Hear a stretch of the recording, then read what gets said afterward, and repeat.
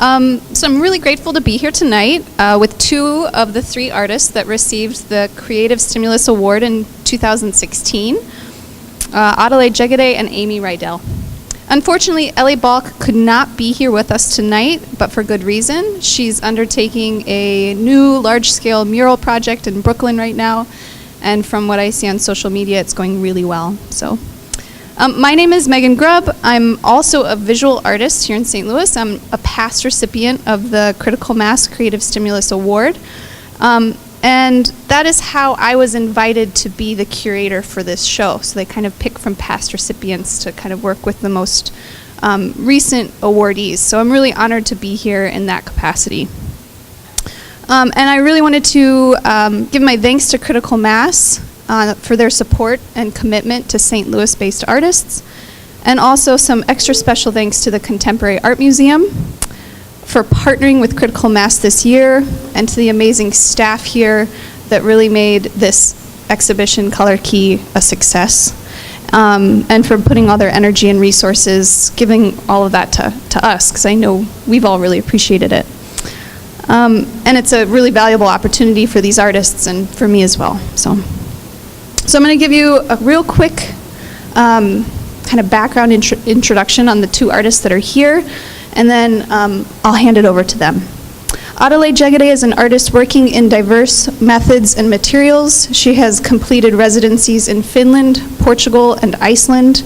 She has won numerous awards and has recently shown work at Fort Gondo, Compound for the Arts, at demo projects in Springfield, Illinois, and at the Hardesty Art Center in Tulsa, Oklahoma. Amy Reidel also practices art making across mediums, from painting to sculpture.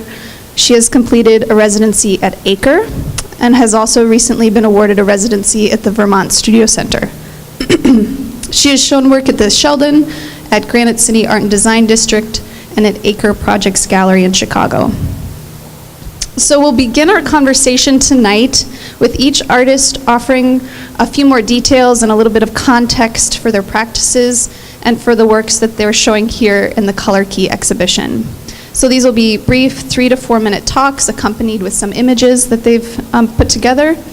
And we all hope that it kind of gives us all a little bit more material for understanding and for questioning and for discussing this exhibition. So I'm going to hand it over to Amy to start. Thanks, Megan. Can you all hear me? Okay.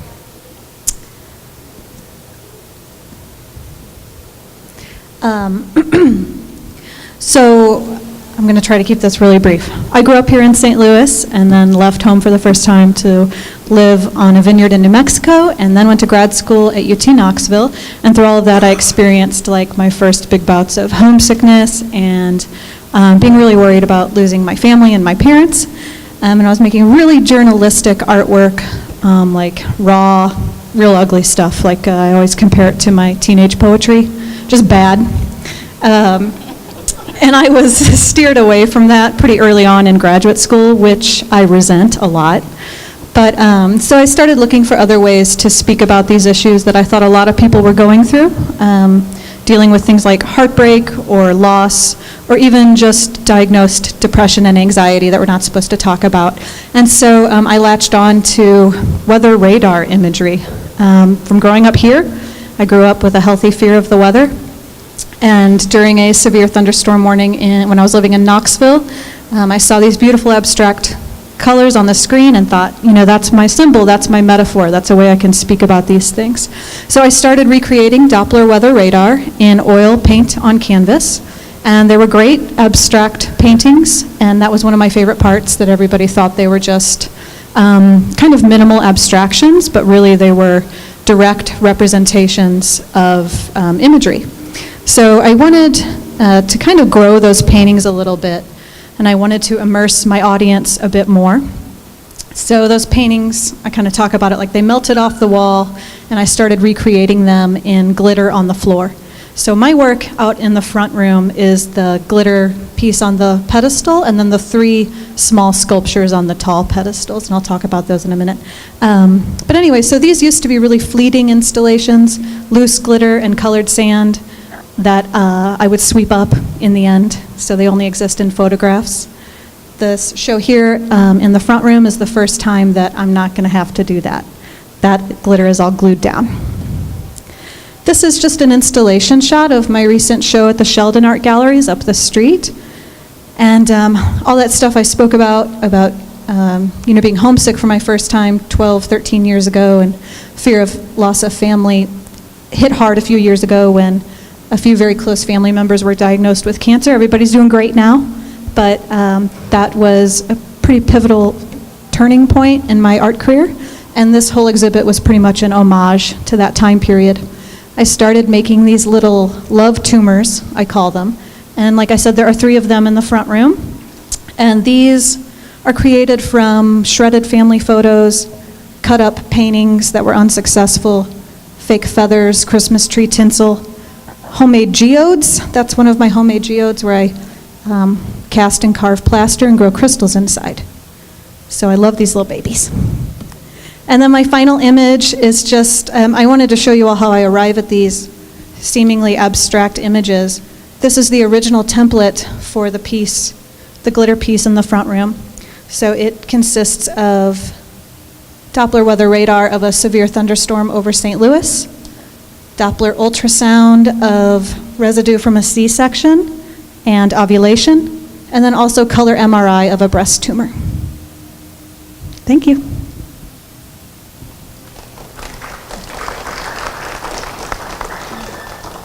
Hi, my name is Addoley Dzegede, and I am originally from South Florida, but have lived many places between then and now. And I graduated 2 years ago from the MFA program at WashU. Am I speaking loud enough? Okay. I'm nervous even though I know most of you. So my work, I would say the overarching theme is an idea of belonging. I come from an amalgam of many different cultures mixed together, which just seemed normal to me growing up. But as I got older, I realized there are a lot of forces of history that allowed those people to come together and eventually to make me. So a lot of my work deals with hybridity. I mix different traditions and motifs together to put things that seemingly don't belong together next to each other in a way that I guess feels like it belongs. So this piece is titled Here and Elsewhere. It's a pattern that I designed at the Fabric Workshop and Museum, and I set a radius for myself around the museum where I chose different patterns from, it was 5 distinct neighborhoods, and then created one pattern with them. But the color choices that I made came from wax prints, which are identified usually when people see them as West African, but in fact they are Dutch interpretations of Indonesian batiks. So the long history of wax prints started in Indonesia, where the Dutch decided we're going to make knockoffs and make money, and the Indonesian people were like, no, we don't like these, we prefer our handmade batiks. But there had been soldiers from West Africa stationed overseas, and they really liked the prints. They brought them back, and people really liked them. So actually the largest and most prestigious wax print company is still in Holland, Blisco. So I looked at hundreds and hundreds of different patterns that they have and the colorways, and picked one that was really common, which was like a chartreuse, a magenta, and indigo. And then I used the patterns around the museum in Philadelphia to create this pattern. And I knew that what I was trying to do was successful when someone walked by that worked at the museum and said, oh, are those African patterns? And I was like, no, actually, like the center one is the bathroom floor here. And you know, the scales are from Chinatown, and so they're like things from City Hall. The background, like the vermicular pattern in the background, came from the City Hall building in Philadelphia. So it was interesting that the way that color could prevent someone from seeing themselves in something and seeing a place that they had walked to every day for 20 years or so. Yeah, so that was the idea behind that. So I have 3 pieces in the front room. 2 of them are titled How to Decide Which Black is Right for You. There's New Black and there's Better Black. And then the other piece is an indigo batik. So how to decide which black is right for you came from teaching textile design at WashU. I had the students do an assignment where, because I wanted to show them that the way that dye turns out on different fabrics is dependent on the type of fiber. So I had them dye 8 different types of fabric and see how the colors turned out differently. So protein-based fibers like silk would not dye the same as cellulose fibers like cotton, linen, hemp. And so I was looking at the colors on the website where I ordered the colors for the class, and there was this link at the bottom. You can see it. It says how to decide which black is right for you. And then when you click on it, it takes you to a page where there are all these descriptions of black, and I started to really read into it. It was like, this black is not a true black. It's not popular, and so we're discontinuing it. Or this black is best with hot water. Just all these descriptions of the problematic nature of black dye, and the different hues that you might want, and then mixing different blacks together to get the ideal black. So I was just reading a lot into it, and it was kind of shocking to me that there's an entire page for black dye. So I dyed 7 different types of fabric with this, like for each one, it's the same exact dye, all dyed at the same time, and you can see that it turned out really differently. Like the Himsa silk, and I used a Himsa silk because I didn't want to use silk that involved killing the silkworms, and it's a piece silk, which means that the worms have not been killed. They are allowed to emerge as a moth, and then the cocoons are harvested. But you can see that in both it turned purple instead of black. And then, so I'm interested in textile histories, and specifically of my West African ancestors.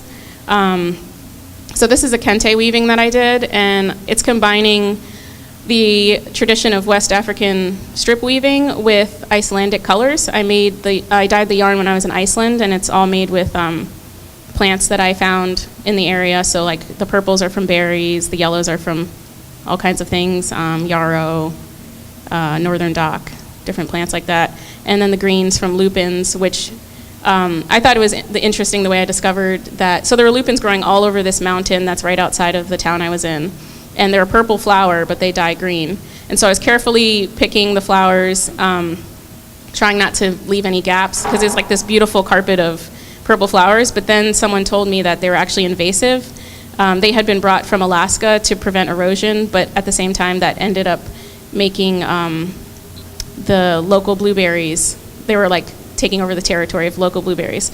So I had identified it in my mind as Icelandic, like, oh, look at these purple flowers everywhere, but it was really, belonged somewhere else. So I just went to town ripping them out of the ground at that point. But yeah, so I combined the tradition of weaving with West African weaving with this very Northern European color palette, because one thing I was thinking about is no matter where I go, I stand out. So if I go to Ghana, I have dual citizenship. I am a white person. If I'm in the US, I'm a black person. If I go to any country, I stand out in some way. Even if I don't open my mouth, most countries I don't have a sense of belonging visually. But some I do, and mistakenly, where people think oh, you're Egyptian or whatever. So I think that's interesting. And then so I'll skip to this first. So my indigo piece is inspired by a Addoley cloth that is at St. Louis Art Museum. I work there, and while I was teaching textile design, I brought my students to see the exhibition. It was, I think it was called Patriotism and Politics, and there were lots of commemorative cloths, and this is a commemorative cloth from Nigeria. Am I talking too long? Okay. A commemorative cloth from Nigeria, and Nigeria used to be a British colony, and this is from the mid-20th century, depicting celebrating the Jubilee of King George of England, which I thought was really interesting. So I thought, and I think this is incredibly beautiful cloth, so I thought, what would my commemorative cloth be? And I have all these very short stories that I have in my mind that there's no proper way to say them except through art. And so one of the stories that I've been thinking about for years is that on the night Barack Obama was elected, me and my sister were sitting upstairs in her house. And when it was announced that he was the president, whether he was going to be the president, we both reacted exactly the same way. We looked at each other, we screamed, and then we ducked. And for years we're like, why did we duck? Like, that's so strange. That's such a strange reaction. But we were sitting on the second floor of her house, and there was a big window behind us, and it was, my mom would always say when I was growing up that, like, we're on TV whenever we leave the curtains open, because people can walk by and, like, the house is lit up. So we just were very aware of our backs being to a window that was lit up, and we felt like targets. I mean, I'm still surprised that Barack Obama made it through, 2 terms alive, because of the nature of this country. But yeah, so in Barack Obama, I've seen kind of he was the first, like, public figure that felt like represented us, because his mother is from the Midwest, our mother's from the Midwest, his father's from Kenya, our father's from Ghana, and just, he just seemed like someone, like, finally we were seeing somebody that was representing America that also represented us, like, yeah, so that's the inspiration for that cloth. And so it has a lot of symbols in it, but for mine, I chose symbols from this Ewe Kente cloth. A lot of people know Kente from Ghana as the colorful, like, really orange, usually a lot of orange. But my dad's culture also makes Kente cloth, and there's arguable as to who came up with it first, but cultures influence each other. So Ewe cloth stands out for having symbols in it, and so I use some of the symbols from it inside my cloth, which you can see. And so here's a detail of the slam cloth. But yeah, I'll stop now. Thank you both. So I want to start with a question about craft, because you both engage in craft in very different ways, and I feel like they kind of mean different things to both of you in terms of method, but also in terms of content. Amy, you've talked about, like, the glitter and the kind of, like, the high-low functioning of that, and you've talked a lot about traditional craft in terms of weaving and fiber arts and things like that. So I wanted to just ask you both to talk a little bit about craft in your work. Like, what role does that play? How do you consider that? What does it add in that regard? Thanks. I've talked too much. This has come up a lot with my practice from school and then after. You can go to the black slide or anything. Yeah. You go to a slide if you want. Okay, all right, thank you. I'll go to glitter. I always will go to glitter. But, I was trained by a lot of modernist painters that were white men, by the way, who are the very same people who told me to shut my mouth about all my emotions back then. Anyway, so I was using this glitter and getting a lot of flack for that as well, that it was a childish material. It was a cheap material. It was not professional. It was not sophisticated. And the more they told me that, the more I just rolled around in it, I feel like. I would love to use gemstones and jewels and colored diamonds for these installations, but, that's not the place I come from financially. And I'm quite proud of that. I'm a first-generation college student and college graduate, and every time I use that glitter or I use my trashy materials, I think about that. I think about my mom decorating the Christmas tree. I think about my grandma wearing white to my wedding with her big sunglasses. And I feel like I'm paying homage to my background when I use these materials. I like to use everything. If you look at my work from a few years ago, it's very different than the work I have now, and it probably will be very different, 2 years from now, just because I like learning, and some people are really good at something, like they're painters, and that's what they do, and they practice that craft, but I'm a dabbler. So I get really curious about different techniques. Like, for the past year, it's been indigo. I've been really into it, and if you haven't dyed with indigo before, it's magical. Like, you pull it out of the vat and it's green, and then it turns blue before your eyes.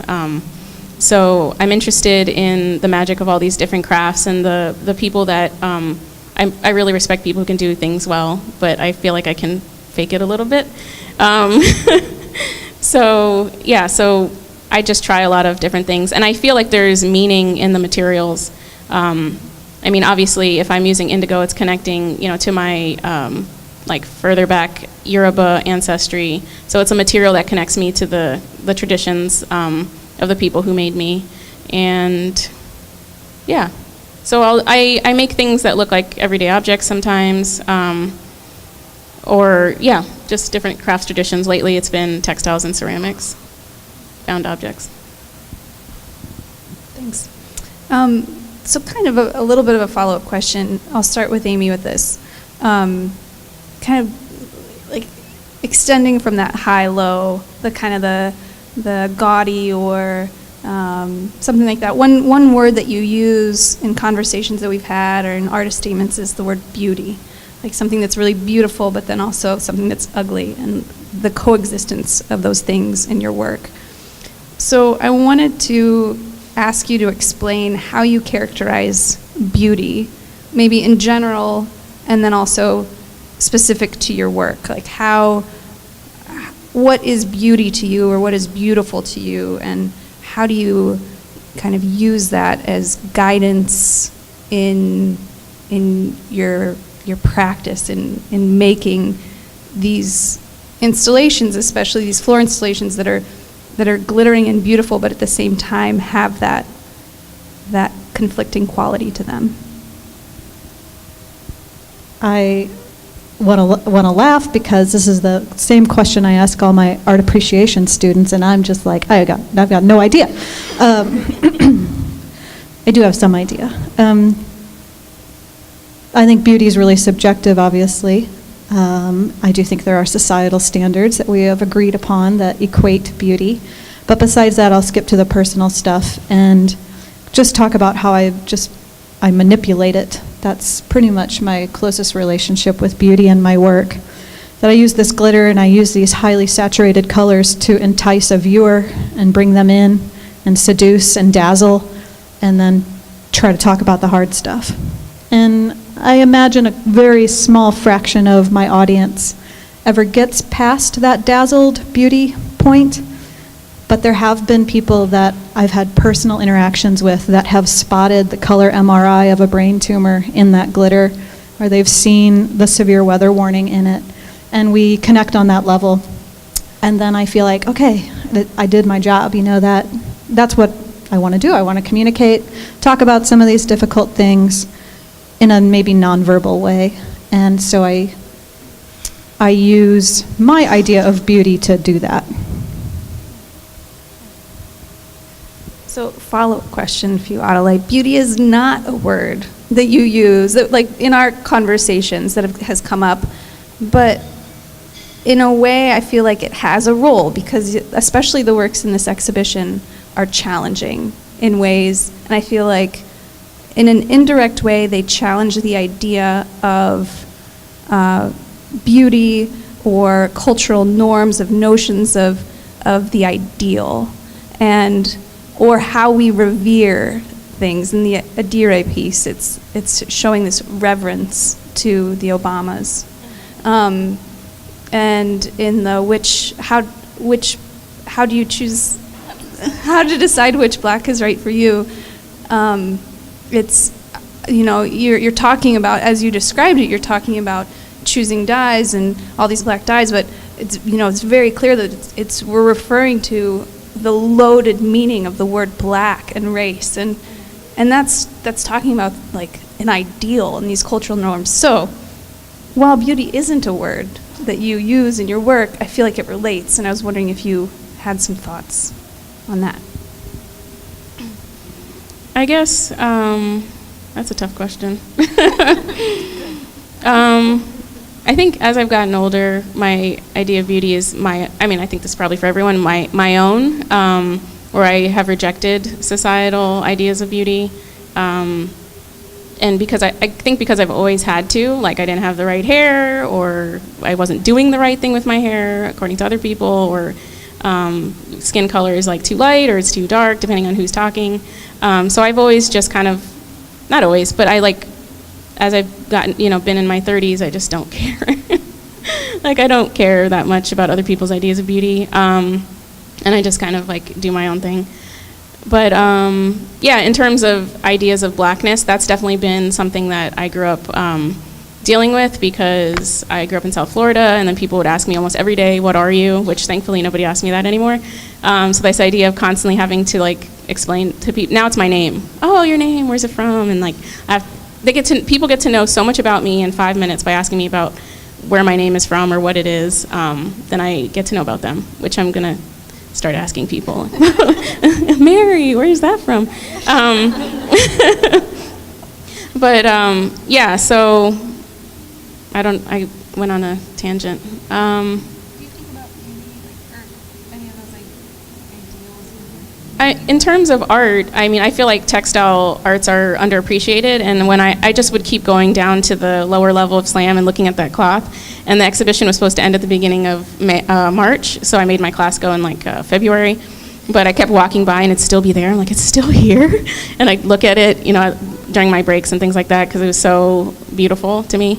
But yeah, I think, even in terms of how people see.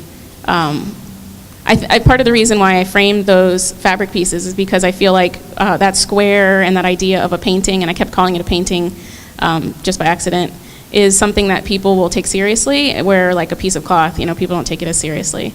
So I think that framing, particularly for those pieces, allowed it to be seen a certain way than if it had just been like a hanging cloth like the other one. But I don't know if I answered your question. So follow-up question for you, Addoley. So during our studio visit a few months ago, you described your practice in these spatial terms that really resonated with me. And you characterized your work or your practice as kind of going in and coming back out, or like forward and back, or maybe going in and coming back from it. You were talking about Ghana and South Florida and residencies that you've been on, and this kind of moving around and sense of belonging in place. And so I was just picturing you spatially, like going in and out of the map. But you were talking about the sense of like fitting in and not quite fitting in, and cultural practice of drawing arbitrary lines and distinctions. And so I wanted you to kind of talk a little bit more about these arbitrary distinctions. You've talked around some of these things already so far, but talking a little bit more about that. So one of the most interesting arbitrary distinctions to me is the lines that have been drawn for countries. My father was born in the Gold Coast, which is now Ghana, a British colony. But there's a line that divides Ghana and Togo from each other, which literally divides his family. So we have French-speaking relatives in Togo. They also speak Ewe, which he speaks. But yeah, these arbitrary lines that have defined where people are from. So, his ancestors on his father's side came over from what is now Nigeria. So it's always this like, what is now? And there are lots of different, West Africa is very diverse. All the countries within it are very diverse. There's multiple languages, multiple types of people. But this idea of what is the dominant culture is what people notice. Like, for instance, Ghana, if you know anything about Ghana, most people would assign things that are Ashanti to being Ghanaian, but there are multiple, minority groups, like my father's group, and so there are these arbitrary lines and distinctions that make, like, you are all Ghanaian, even though it's multiple different cultures, or you are all, French francophone or whatever, but even though it's divided by, a border that you have to cross to get to.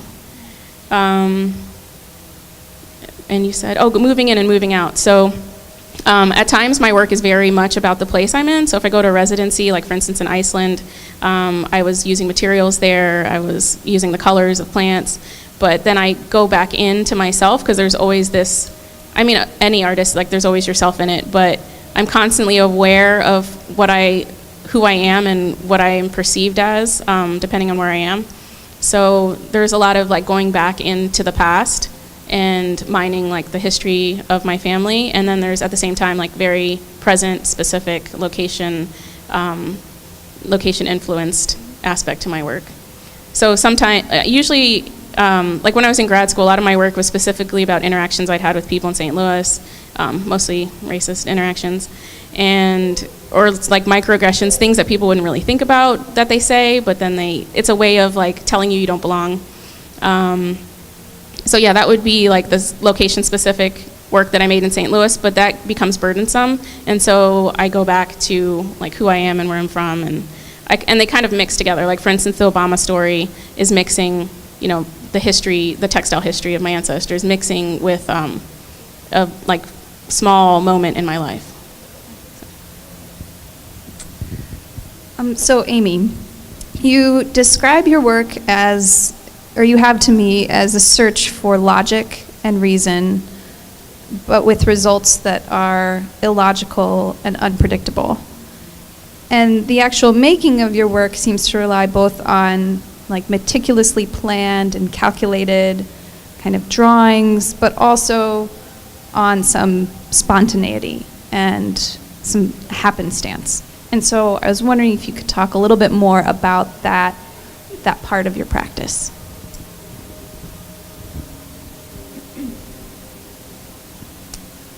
Yes, I can. I'm going to try to anyway. I think it'll be good if I maybe describe two different objects on these slides. That'll help me. So I showed you the template I start with for this sort of situation, which, thanks Addoley. And this is my studio work when it comes to these installations. And obviously this looks quite different than the final result, which is in the front room. So this is years of planning, really. I have hundreds and hundreds of images of Doppler radar imagery of storm systems over St. Louis and over the places where I have lived or places where people I have loved or lost live.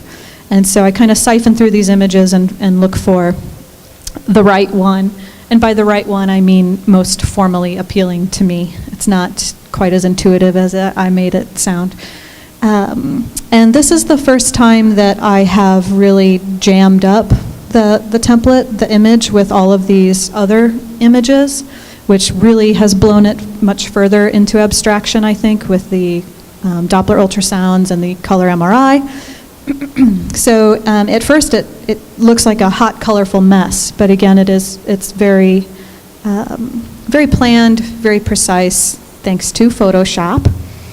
And then it is printed, usually on vinyl or photo paper, and I lay that template down in the space, and I have gathered all my glitter bottles, and I start from the middle and work my way out. And like I said earlier, the spontaneity existed definitely in the installation and then the sweeping and vacuuming up of the artwork at the end, which I'm done doing that because someone walked right through one of the pieces in Chicago, and that's when I decided I don't need the poetic gesture of sweeping up my artwork anymore. So I stopped doing that. And then I'll just show you something that's very spontaneous. That's these love tumors. So after working on a digital template like the image I just showed you, or the oil paintings that are slow going and a pain in my butt, these have been just an awesome relief of using literal trash from my studio and hot gluing it together until I get these blobs that I think are beautiful. There's that word again, shoot. Okay, so in both of your works, particularly the works in this exhibition, I kind of recognize the sense of loss or nostalgia, and also indications of some warning or alarm, kind of like pointing to problematic situations, be it health-related or of culture, of the present moment. So in your works, I see both this kind of longing, this look towards the past in terms of the longing or nostalgia, but also a forewarning of the present and future. And I was wondering how you thought about those qualities in your work. The longing, nostalgia, past, present, future, that kind of those simultaneous characteristics.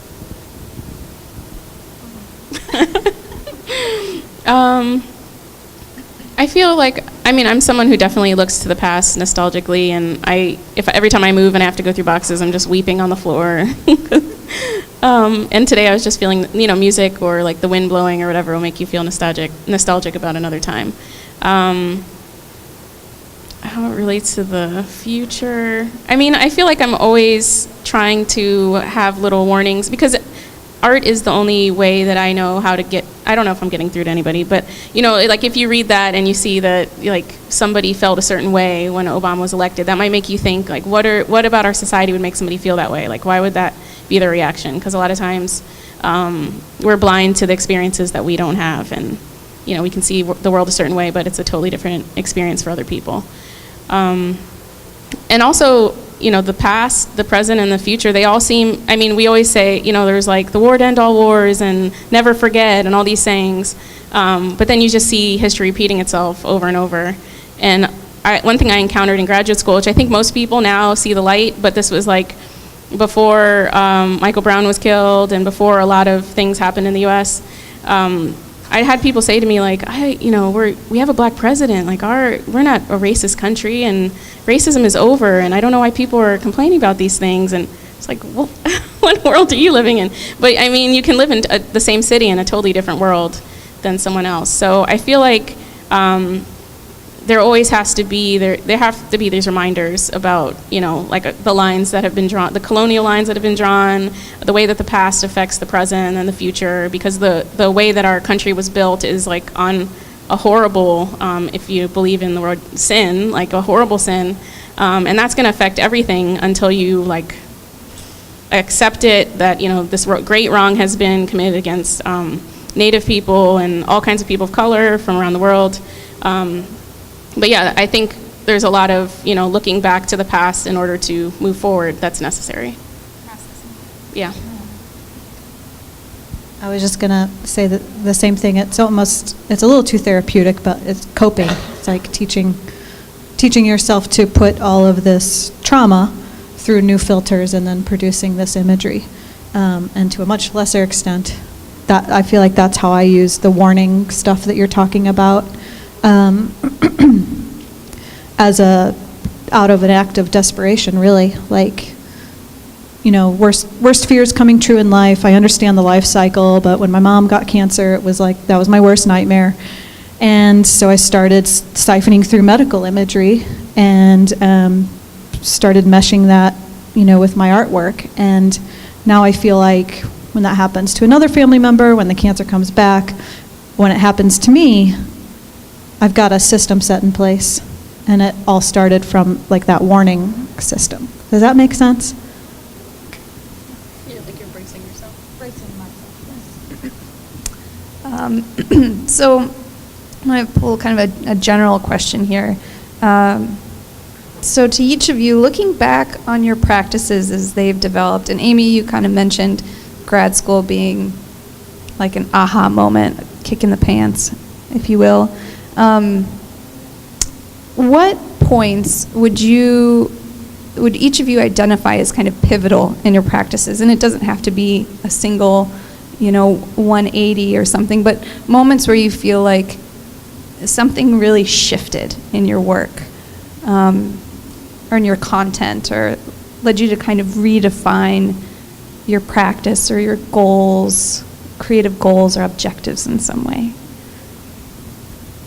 I feel like I have lots of these moments, and I feel like when I go to another place to make art, like to another country for residency, it always shifts in some direction. So when I did a residency in Portugal, what I found the most is that when I'm not in the U.S., I allow myself to play. So I made this video some years ago where I couldn't sleep because the sun was coming into my window at 6 a.m, so I just woke up way earlier than I would ever want to, and was wandering around, and I saw these two ants that were fighting, and they were just like kind of going back and forth, and the wind was blowing, and the light was like casting a shadow, casting a shadow over them, and it was just really dramatic. And I was really far away from where I was staying, but I ran back to my room. I was like, maybe they'll still be fighting when I get back.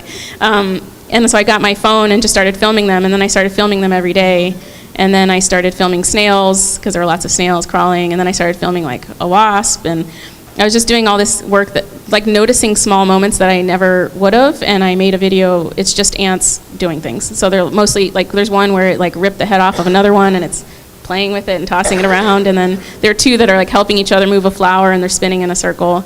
And then in Iceland, I was able to play with materials more, because I didn't have to, I'm always thinking about identity and hybridity, but at the same time I was able to be more playful and to just like go with whatever. When I showed up, I had the tiniest little, so they gave us a shelf with a big like shelf with 4 shelves on it, And I just had enough stuff for like less than half of a shelf, and everybody was like, what is she doing? What is she going to do here? Because a lot of people, you write a proposal and you are expected to do, not really, but people think they have to do whatever they proposed. But I would just I have the basic tools, I have scissors, I have a knife, I have a ruler, things like that, and then let myself be more free. When it comes to pivotal moments, I think it's whenever I'm somewhere new. And I think when I come back home is when I go further back in. But I'm interested to see what the next moment is. Same. Anytime I've gone to a residency or moved, the work that comes out at that time cannot be recreated back in my studio, although I try and fail miserably. But same thing. Other pivotal moments have been when I have made work that I was not formally trained to make, like the little love tumors, or anything I've done that I was not taught to do has been the most liberating experience. But stay in school. So I'll have one more question for you both, and then we can open it up and see if there are questions from the audience. It's kind of a corny one, but I'm curious what's next for both of you, like specific things that you're looking forward to, but also kind of like a dream that you'd love to accomplish in the next 10 years or something like that, like the broadest or the most specific thing. Like where do you guys want to go next in your work and your practices in this chosen vocation? I would love to see where my work could go if I had more resources and if I had an opportunity to spend a year making art without having to work. So that's like a savings goal type thing. And in terms of what I want to do with my life, my dream for a while now has been to teach at an American university abroad. So that kind of sums up me, I guess, like an American abroad. But I don't know if I told you, but I have told someone that I feel more like I belong when I'm abroad, because the idea that I'm a foreigner is already there. And in the U.S., where I feel like I'm supposed to belong, I'm constantly reminded that, no, you're not, we don't, where are you really from? Or, those stupid kind of questions that people ask. I like being a foreigner.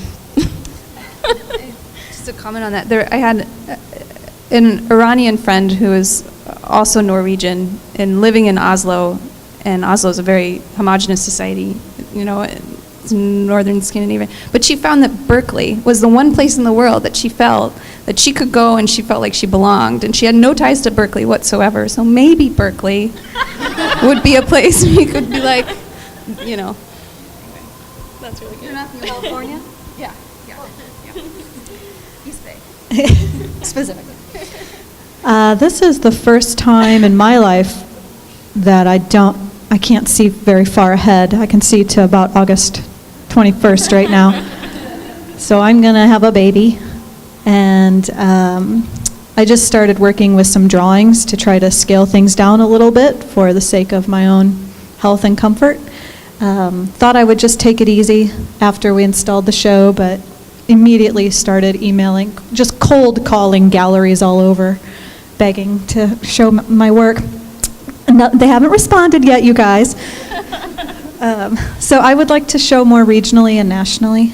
I'd love to take a little time off from teaching, which has provided awesome enrichment to my life, but I think things are going to have to, the balance is going to have to shift a little bit in my near future. So things are pretty open. Thank you both. Are there any questions? And I have a microphone, so if you wouldn't mind raising your hand and then waiting for the microphone. Sorry, I snuck in the back.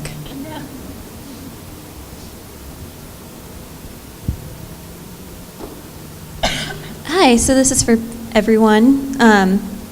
When things aren't going well in the studio or in your professional practice, are there any things, maybe besides glitter and some of the other things that have already been sort of hinted at, that you might want to add as sort of like your artist baby blanket, things that you reach for in times of great need and comfort, or to like just sort of recalibrate yourself, whether it's materials, color, subject matter, could be anything? I make really terrible drawings. That's my first instinct when I'm lost, or I don't, like your description, Lizzie, at those times. It's to make collages and little drawings. And I do a lot of imagery research and just start cataloging my images, hoping that I will use them someday for maybe something great. But that's it, like research, cataloging, and drawing and collage. Those are my go-tos.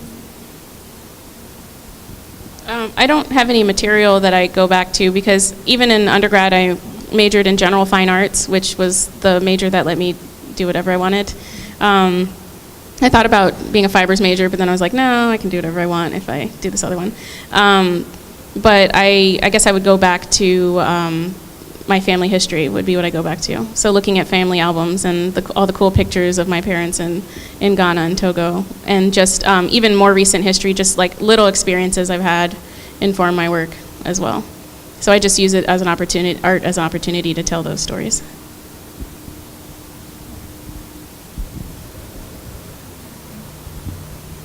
You said your emotion has a lot to do with how your art. So you have an emotional coming up in August. Has it affected your art so far? How do you think it will affect your art in the future? That's my father-in-law every day. I want to know. It has definitely already affected my art. I certainly never would have sourced imagery of ultrasounds of cesarean section residue or ovulation before this life change. And then also my little tumors, which were the sculptures, which were only inspired by, like I said, family malignancies, let's say. That's how they originated. And then as I learned more about being pregnant and going through this and seeing, there's a lot of apps now when you're pregnant. They know a lot about what's going on in there. And so my tumors started looking like embryos and fetuses, and some of the titles started getting away from a malignant, like a title related to malignancies, and became more about babies. So the one out there, which is love tumor 15 weeks / hair, that's when I learned that she was growing hair, apparently. So yeah, it's definitely changed, and I assume it will, as everything. All of this has been sourced from my autobiography, so I can't imagine it won't keep evolving in that way. Hopefully in a good way. I was wondering for Addoley, I know you mentioned, you've talked a lot about working in an interdisciplinary way and the fact that you use multiple media, but the examples you talked about today were textile-based. And I was wondering if there's something particular in textile-based lineages that you find really successful or useful in exploring notions of hybridity. Yeah, so a lot of things that we identify as a certain, with a certain culture actually have a longer history. Like, for instance, even kente cloths that are made out of silk. Like, where did the silk come from? You know, there's been long histories of trade, ships that went along the coasts and people traded ideas, and people would see like the garments of other people and be like, oh, I like that, and kind of like there's imitations, and eventually if you take the imitation far enough, it becomes identified with the people who are imitating it. So I think it's the perfect, medium form for talking about hybridity. And just the idea of cloth, it's like very intimate, something that people, we all have it on our bodies right now. Nobody's naked. And it's what we use to make our home feel like a home. You get like curtains or pillows or whatever. So I think we have like a very tactile and like personal connection to textiles as a material. And it has a very long history as well, people learning how to weave, people discovering indigo dyeing at the same time all over the world, even though they had never interacted with each other. So I think it's a interesting like a interesting form to work with for many reasons. But trade, yeah.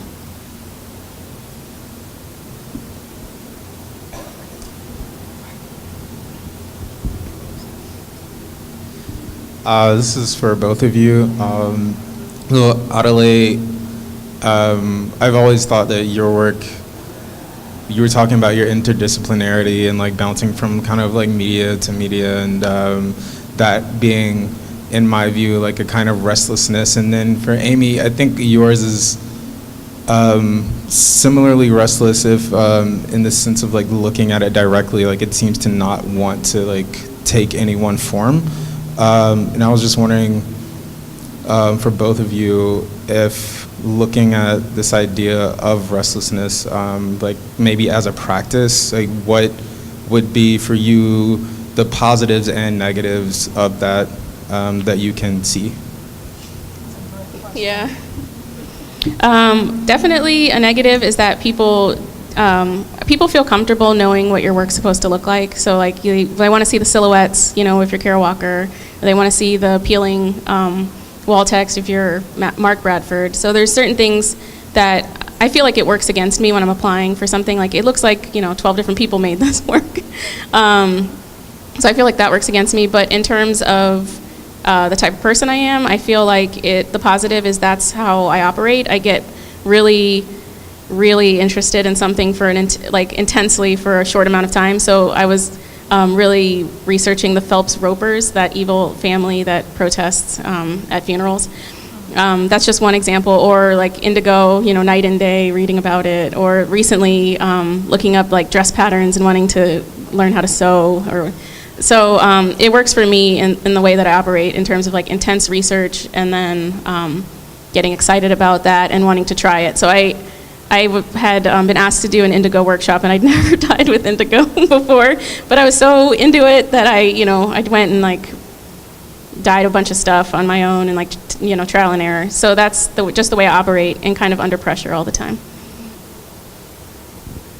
Again, that's an excellent question. I am definitely a multimedia artist, and I work with video and scent and sound and painting and drawing and glitter. But what gets the most Instagram likes? It's those glitter pieces out there, which makes me feel locked in. And I've been told many times that the breadth of the work, the variety of the work, is not like saleable. It's not. I'm not represented by a commercial gallery. I feel like the restlessness and the variety might have a little something to do with that. And I'm not going to stop it anytime soon. I'll use whatever it takes to get the point across, is really the only reason why I choose those materials or keep bouncing around in that way. I think we have time for about one more question, if anybody wants to lead us out.